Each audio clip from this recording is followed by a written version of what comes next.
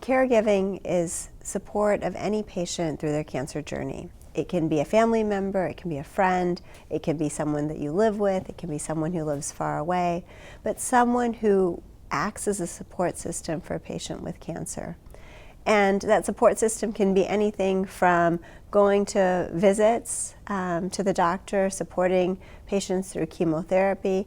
It can be someone who maybe lives far away and arranges for transport for patients. It may be someone who's helping you with finances. So it's a huge definition that really encompasses sort of all that you are as a patient, right? It can be that the most immediate needs to sort of the most existential ones, the things that make you you. So I can focus on what my experience is from my perch as the founder of Men Against Breast Cancer. When we have our workshops, I'm dealing primarily with a male caregiver, and in most cases it's a husband, but it's also a significant other, a boyfriend. In my case, my mom's a 23-year survivor, and my brother and I were there for her, as was my dad. So I can come at it as a male caregiver who is there in the here and now. And that primary role, again, is to figure out what I need to do so she knows that I'm going to be there with her every step of the way. And that's what matters, your partner's in survival. I believe that caregiving is working together to support not only the patient, but to support each other in this very stressful time. My husband was 58 years old when he was diagnosed with pancreatic cancer. He lived for 27 months. We had young adult children, three adult children, and during that time, the four of us worked together, as I say, to support each other, which was also support for Mike. Ideally, caregiving should be a team effort, and there should be more than one caregiver. So that, for instance, even if there is a primary caregiver, there are others, relatives, friends, neighbors, who can give them a break. The best way to do that is to offer some very concrete help or assistance. For instance, say, I can come over from 5 to 8 on Thursday afternoons, why don't you take that time off? Or I can go and pick up the kids on Monday or Tuesday afternoons and give you a break from that. So to be very specific in the offer of what it is that you can bring, and give that family caregiver some physical time to be away, to take a break, or perhaps to just think about what he or she needs.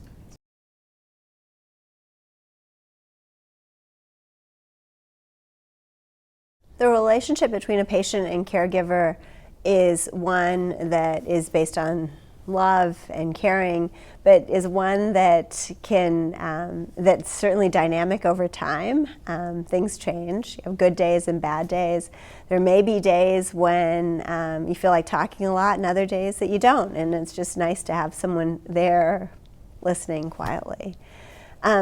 Probably the best tip I can give to patients and their caregivers is to be honest, to be respectful, to give each other a little bit of space. It's important that you both have some privacy in what is a very close relationship, and understanding that roles change. So it may be that the patient is been the mother and has been someone who is taking care of everyone around her, and then suddenly she's ill and the caregiver stepped into that role. So understanding what that means to the patient that you're helping, understanding what it means to the caregiver to do that and to sort of change the relationship. You have to determine what works best for your relationship. You know that rhythm better than anybody else.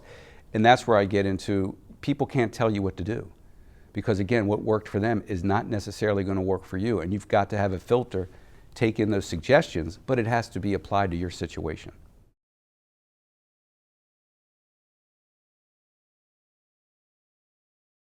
I think that caregiving can be practical, it can be emotional, it can be spiritual, long distance people. I had a group that I would send out bulletins about how Mike was doing, on email bulletins. I called it my jungle drum. And I would give them, exactly what was happening to Mike. And so then I could open up the computer and there would always be, of course, nice, positive, well-wishing comments from friends and family. And that was something that when Mike was in the mood, I could read to him. And it was very supportive.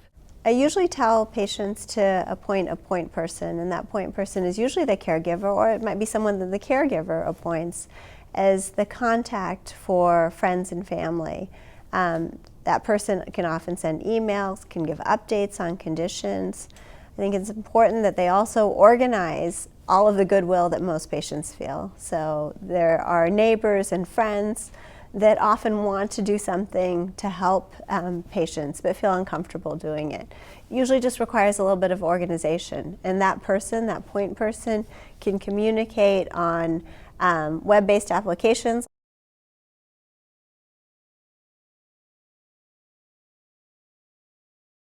So it's important that caregivers identify themselves early on to the healthcare team. Certainly, once that has been formally done in a HIPAA-compliant way, caregivers can be the most proactive ones, calling about appointments or side effects if patients don't feel well. I'd encourage consistent early communication with healthcare teams, so patients, caregivers and healthcare providers understand each other's style. I think that's important. And again, develop that relationship over time. Sometimes patients of mine will have their caregivers on the phone during our interviews, so we'll do a speaker phone that they can call in, particularly if they're working or live in a different city. And if part of your role as the caregiver is to go to the doctor with them, it's not just getting in the car and driving them to the doctor. It's making sure you're able to take notes and write down answers to the questions, making sure you take the appropriate reports so you have to put in your notebook so when you go to the next doctor, all these things play a critical role. I was one of these people that had a big notebook when we'd go in to see the doctor. I had all these things. And one time I turned to Mike and I said, does this embarrass you, or does this fatigue you? Does it annoy you? And he looked at me and he said, no, it gives me courage.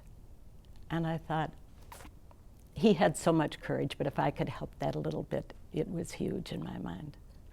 The other thing I did is I brought a tape recorder and would tape the sessions. And sometimes it wasn't necessary. It just wasn't necessary. But other times I actually transcribed them. And that was because I think with any serious illness, but I certainly can speak for cancer, if a doctor is telling you something, you can be concentrating so hard and then all of a sudden your brain goes right out the window. Caregiving and illness can also have a huge financial toll on families. So I think we need to be very realistic also about what we're asking patients and families to do, as more and more of the care of seriously ill patient is now taking place in the community and in the home. I think as a society we need to think about how we're going to support family caregivers, most of whom provide large number of hours.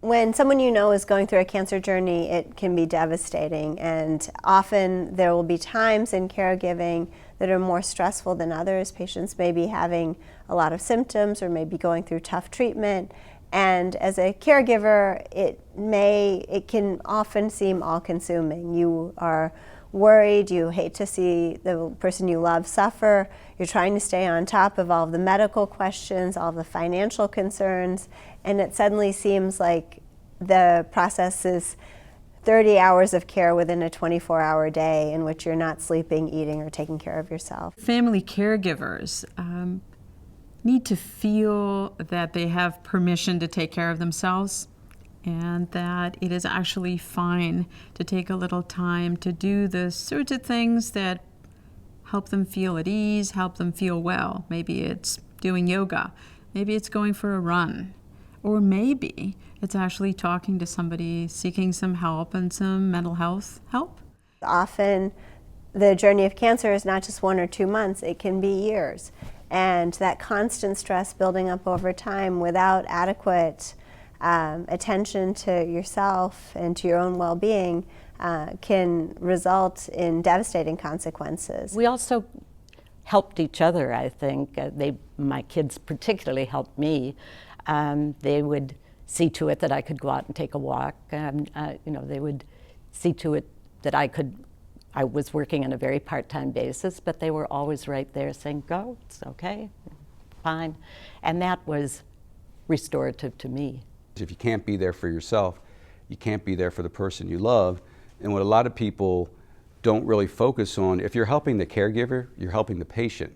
Because if the patient knows that her caregiver or his caregiver is going to be there for them every step of the way, they can focus on their treatment. And their quality of survivorship will increase because they can focus on their treatment.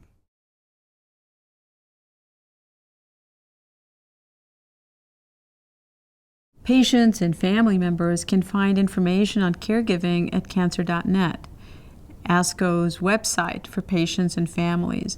We provide in Cancer.Net a lot of information on coping with difficult situations, with stress, and I think that you will find very helpful ideas and tools and perhaps ways of connecting with resources in communities that will help family caregivers to be better prepared, better equipped, and feel more supported for this very, very important role that they're playing.